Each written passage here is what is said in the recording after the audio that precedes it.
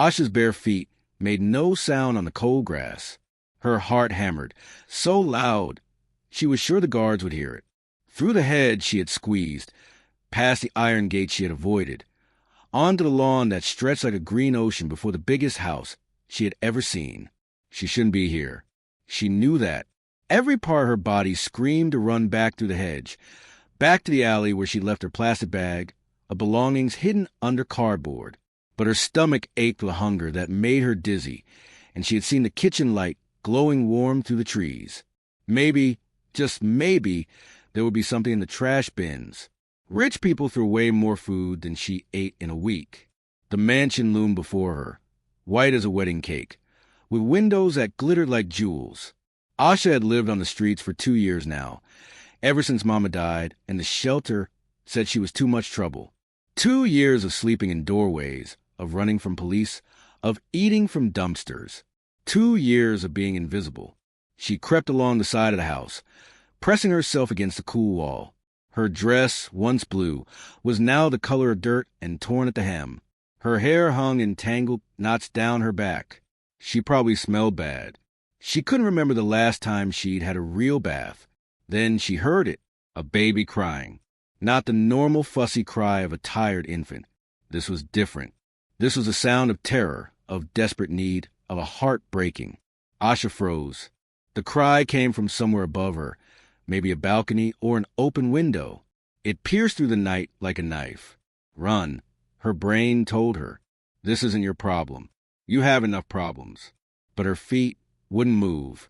The cry grew louder, more frantic. Where were the baby's parents? Where was anyone? Asha thought of Malik, her little brother, 3 years younger than her, with his big brown eyes and his terrible cough that never went away. She thought of how he used to cry at night in the shelter, that wet, rattling sound in his chest, and how she would hold him and sing softly until he fell asleep. She thought of the morning she woke up and he was cold beside her, and the shelter workers took him away and wouldn't tell her where. No one should cry alone like that. Before she could change her mind, Asha ran toward the sound. She found stone steps leading up to a wide balcony. Her hands gripped the railing as she climbed, her heart racing. What if they caught her? What if they called the police? She'd been caught stealing food before. The officers hadn't been kind, but the baby's cry pulled her forward like a rope around her chest. She reached the balcony and saw him, a tiny baby, maybe 6 or 7 months old, lying in a beautiful white crib on the outdoor balcony. His face was red from crying, his little fists waving in the air. He wore soft pajamas covered in stars. Even in the dark, Asha could see tears streaming down his cheeks. "Sure," she whispered, creeping closer. "Sure, little one. It's okay." The baby's eyes found her. For a moment, he stopped crying, his mouth open in surprise. Then his face crumpled again, and the wailing started fresh. Asha looked around frantically. Where was his mother? His father? Why was a baby left alone on a balcony in the dark? She reached the crib and looked down at him. He was so small, so helpless. Without thinking, she reached in and lifted him gently, the way she used to lift Malik. The baby was warm and solid in her arms, heavier than she expected. He smelled like powder and milk. "It's okay," she murmured again, holding him against her shoulder. "I've got you. You're safe now." The baby hiccuped, his crying fading to whimpers. His tiny hand grabbed onto her torn dress. His forehead pressed against her neck, and she felt wetness from his tears on her skin. For just a moment, standing there on that fancy balcony with the baby in her arms, Asha forgot about being hungry. She forgot about being scared and alone. She forgot about Malik. She just rocked slowly back and forth, humming the same song she used to sing to her brother. The baby's breathing slowed. His grip on her dress loosened slightly. He was falling asleep. Asha felt something she hadn't felt in a long time. Not happiness, exactly, but something warm in her chest, like a tiny candle flame fighting against the dark. "You're going to be okay," she whispered to the baby. "Someone loves you. Someone is coming. You're not alone, like." "Freeze. Don't move." Bright lights exploded in her face. Asha gasped and squeezed her eyes shut. When she opened them, 3 men in uniform surrounded her. Guards. Their hands were on their belts where weapons hung. "Put the baby down," the biggest guard shouted. "Put him down now." Terror shot through Asha like lightning. The baby started crying again, startled by the yelling. I didn't. Asha's voice shook. He was crying. I just wanted to help. Sure you did. Another guard sneered, moving closer. Drop the kid and put your hands up. You're in jail, street rat. Street rat. The word stung like a slap. That's what the police called her. That's what everyone called kids like her. Please, Asha begged, holding the baby tighter, without meaning to. Please, I wasn't stealing him. I just heard him crying. He was all alone and... Save it for the police. The big guard reached for her arm. The baby wailed louder, his face pressed against Asha's shoulder. She could feel him shaking. You're scaring him. Asha said, her own tears starting to fall. Please, you're scaring him. Last warning. Put the baby down or... Stop. A man's voice, deep and commanding, cut through the chaos. All the guards froze. Asha looked up through her tears to see a tall man striding onto the balcony. He wore expensive pajamas and a robe. His dark hair was messy. His face was pale with fear. That's my son, the man said, his voice tight. What is happening here? The biggest guard stepped forward. Sir, Mr. Vale, we found this street child holding your baby.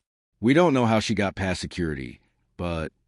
Luca, the man interrupted, his eyes locked on the baby in Asha's arms. Is he hurt? Asha looked down at the baby. Luca, and carefully, slowly, held him out toward his father. He's okay, she said quietly.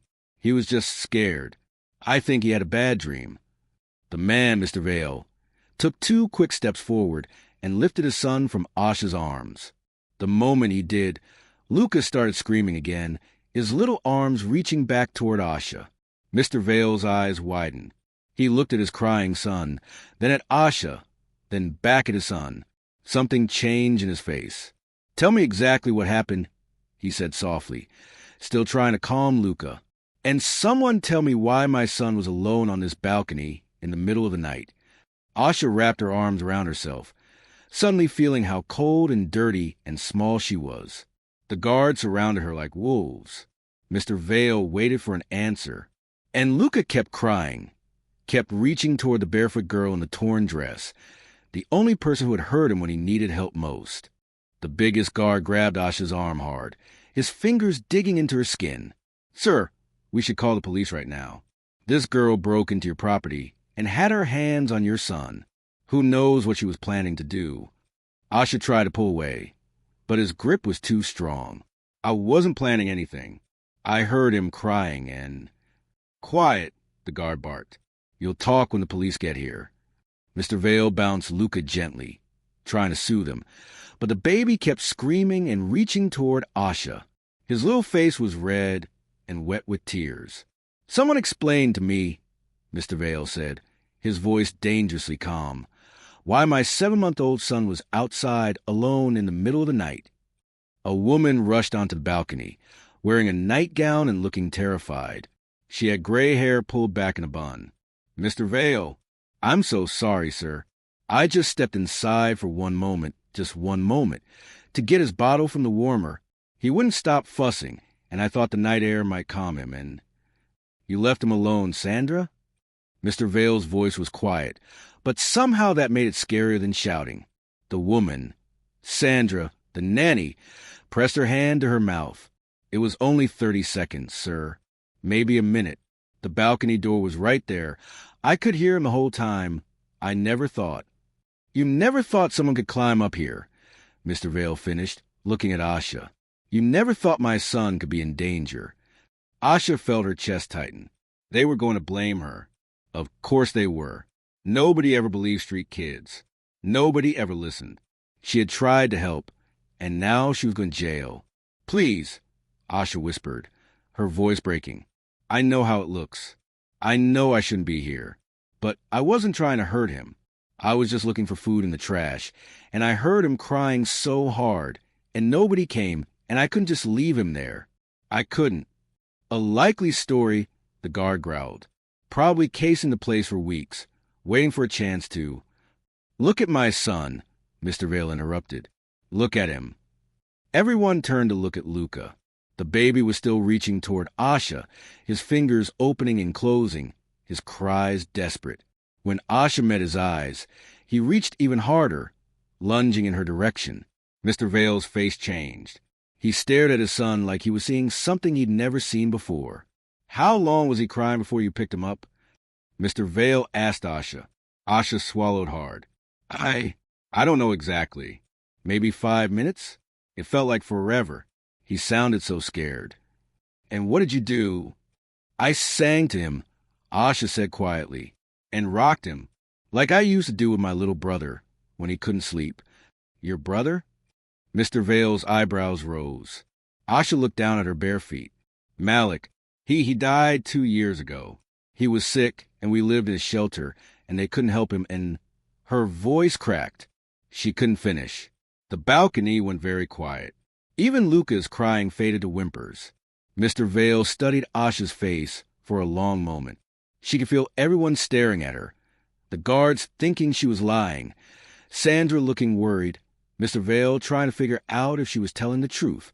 Sir, the big guard said firmly, with respect, we need to call the police. This is a security breach. She's a trespasser. We have procedures for her. My son stopped crying when she held him, Mr. Vale said slowly. For weeks now, Sandra, you've told me Luca cries every night. The doctors say nothing is wrong. We've tried everything. But this girl walks onto our balcony, and he stops crying. Sir, she could be dangerous. Does she look dangerous to you, Marcus? Mr. Vale asked quietly. Really look at her. The guard, Marcus, frowned but looked at Asha carefully. She knew what he saw. A skinny girl, maybe 12 years old, with matted hair and dirty clothes. Bare feet covered in cuts. Arms so thin you could see the bones. She probably weighed less than his uniform. She could have a weapon, Marcus muttered, but he sounded less certain now. Search her if you must, Mr. Vale said, but gently. A female guard stepped forward and patted Asha's torn dress. There were no pockets, nothing hidden, just a hungry, scared girl who climbed onto a balcony because she couldn't ignore a baby's cries.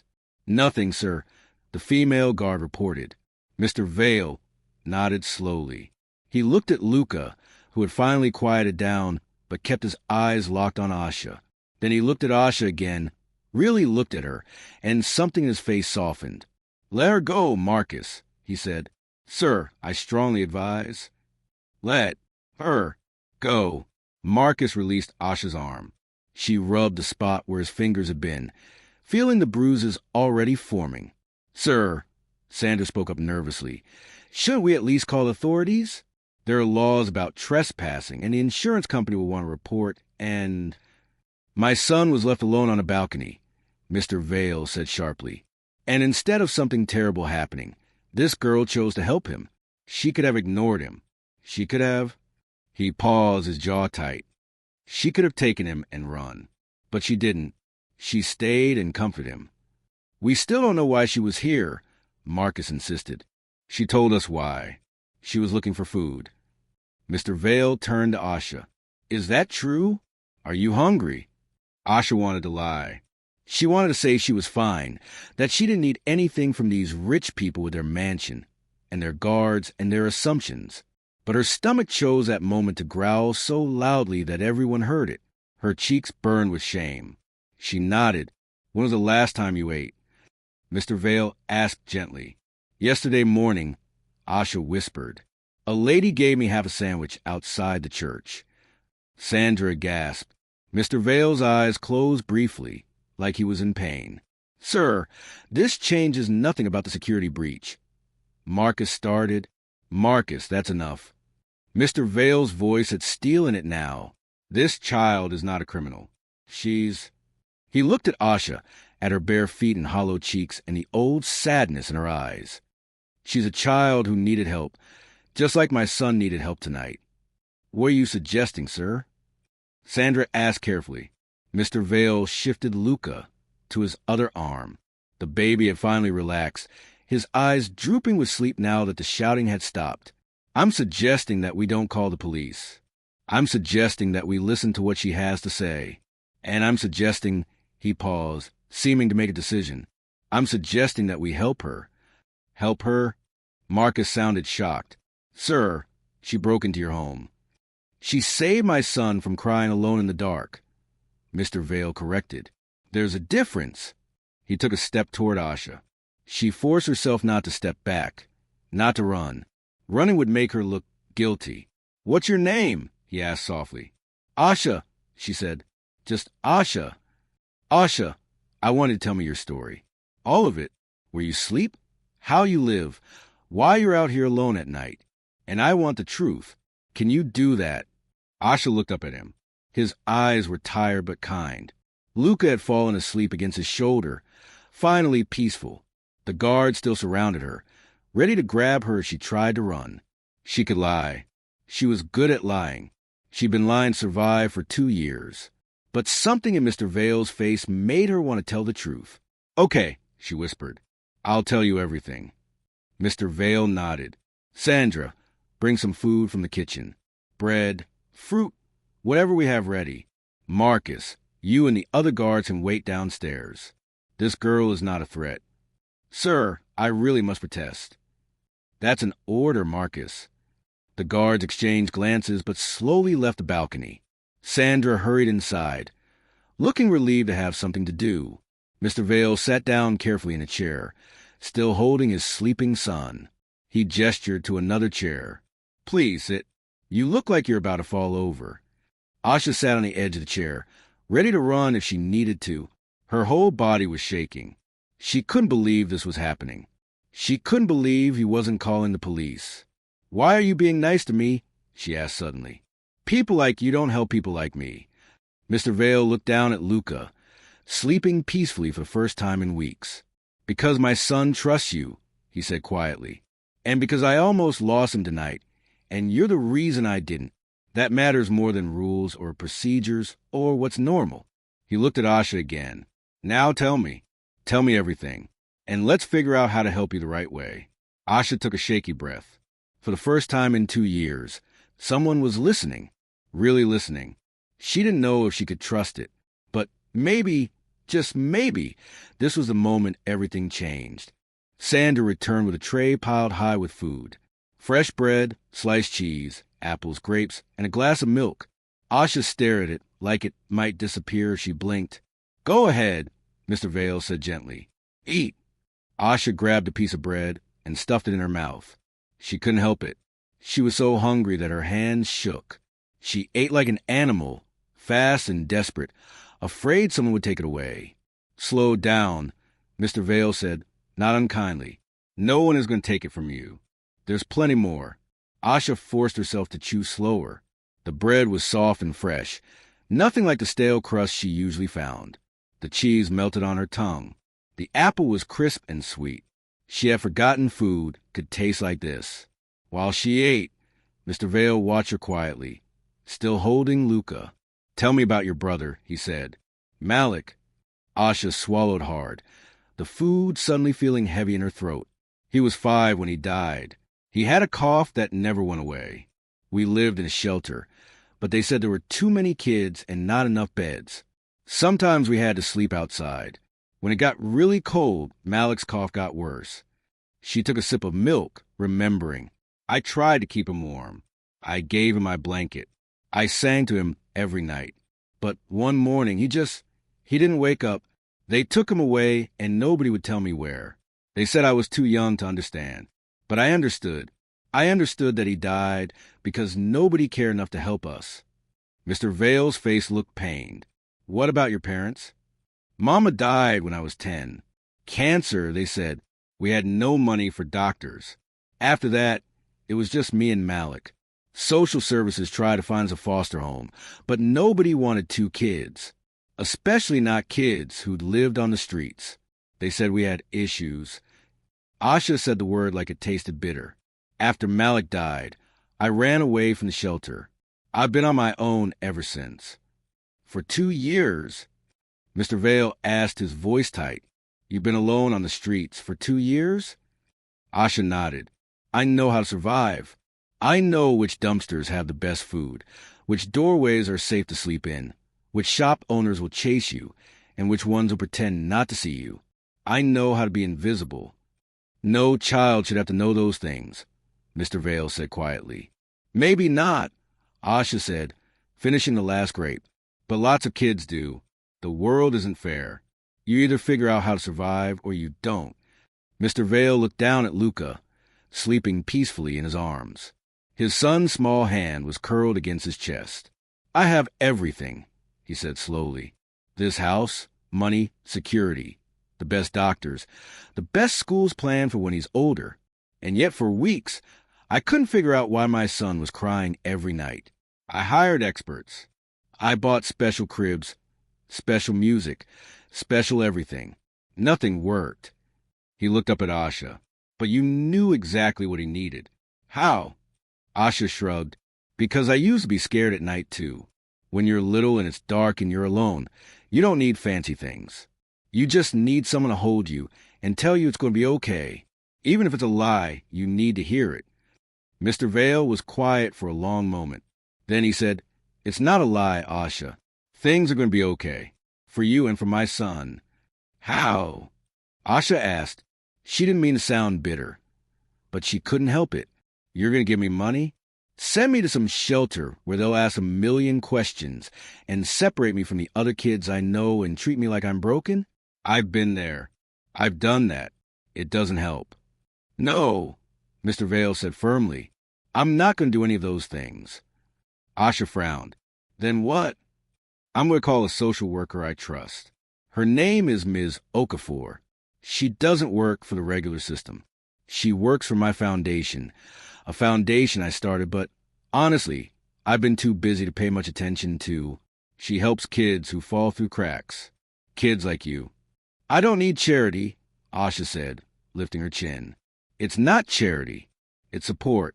It's what should have been there for you and Malik from the beginning.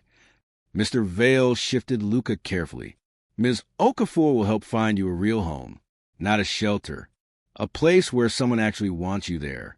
She'll make sure you go to school, that you have clothes and food, and everything you need. And she'll check on you regularly. If it's not working, she'll find something better. Asha wanted to believe him, but she'd heard promises before. And what do you get out of this? Mr. Vale smiled sadly. Honestly, a reminder that I've been failing. I have all this wealth, all this power, and I didn't even know my own son was scared at night. I didn't hear him the way you did. You taught me something tonight. Asha, you taught me that having everything means nothing if you don't pay attention to what really matters. He stood up carefully, still cradling Luca. You saved my son tonight. Not from danger, maybe, but from being alone when he needed someone. That's worth more than all the security guards and fancy cribs in the world. Asha felt tears prickling her eyes. She blinked them away angrily. She'd learned not to cry. Crying made you weak. But Mr. Vale saw. It's okay to cry, he said gently. You've been strong for so long. You're allowed to be tired. The tears came then, hot and fast. Asha covered her face with her hands, embarrassed. She cried for Malik, for Mama, for all the cold nights and hungry days and times when nobody saw her. She cried because someone finally did see her, and it was almost too much to believe. Mr. Vale sat back down and waited patiently while she cried. He didn't tell her to stop. He didn't look uncomfortable. He just waited. When Asha finally wiped her face with her sleeve, he said, Will you let me help you? Will you trust me? Asha looked at him, really looked at him, his expensive pajamas and his sleeping son and his tired, honest eyes. I don't know how to trust people anymore, she admitted. That's okay, Mr. Vale said. Trust is something you build slowly, one day at a time, one choice at a time. Let's start with tonight. Will you stay here in a guest room where it's safe and warm? Tomorrow, we'll call Ms. Okafor and start figuring out the next steps. Asha thought about the alley, about her plastic bag of belongings hidden under cardboard. She thought about the cold ground and the police who chased her and the endless, exhausting work of surviving. She thought about Luca, reaching for her with his tiny hands, trusting her completely. Okay, she whispered. I'll stay, just for tonight. Mr. Vale smiled. Just for tonight. And then we'll see about tomorrow. Sandra appeared in the doorway, looking nervous. Sir, I prepared the blue guest room. Fresh sheets, clean towels, and I've laid out some clothes that might fit her. Thank you, Sandra. Mr. Vale stood again. Asha, Sandra will show you to your room. Take a hot shower. Sleep in a real bed. In the morning, we'll talk more. Asha stood up slowly. Her legs felt wobbly. Thank you, she said, the words feeling strange in her mouth. She couldn't remember the last time she'd thanked someone. No, Mr. Vale said quietly. Thank you. You reminded me what really matters. You reminded me to listen. As Asha followed Sandra inside, she looked back one more time. Mr. Vale stood on the balcony, holding his son, looking out at the night sky. He looked different than he had before, less like a rich man in a mansion, and more like a father who'd almost lost something precious. Maybe, Asha thought, they had both been lost tonight, and maybe they had both been found. 3 months later, Asha sat in a real school classroom for the first time in years. She wore clean clothes that fit. Her hair was brushed and tied back with a ribbon. She lived with Mrs. Chun, a foster mother who actually smiled when Asha came home, who asked about her day and meant it. Ms. Okafor visited every week, just like Mr. Vale had promised. She checked that everything was okay, that Asha felt safe, that Mrs. Chun was kind. And she was, once a month, Mr. Vale invited Asha to visit. She would play with Luca, who was getting bigger and starting to crawl. He always smiled when he saw her, like he remembered the night she held him and sang. Mr. Vale had changed too. He spent less time working and more time with Luca. He paid attention now. He listened, and his foundation, it helped 20 more kids that year. Then 50. Then hundreds. All because one barefoot girl had climbed onto a balcony and refused to ignore a baby's cry. Sometimes one moment of compassion can change everything. Sometimes the person you save ends up saving you right back. Asha learned that the night she met Luca, and she never forgot it. What did you think of this story? If it touched your heart, hit that like button. Share it with someone who needs to hear that compassion can change lives. And subscribe so you never miss stories that remind us what really matters. Because sometimes the smallest act of kindness creates the biggest miracles. See you in the next story.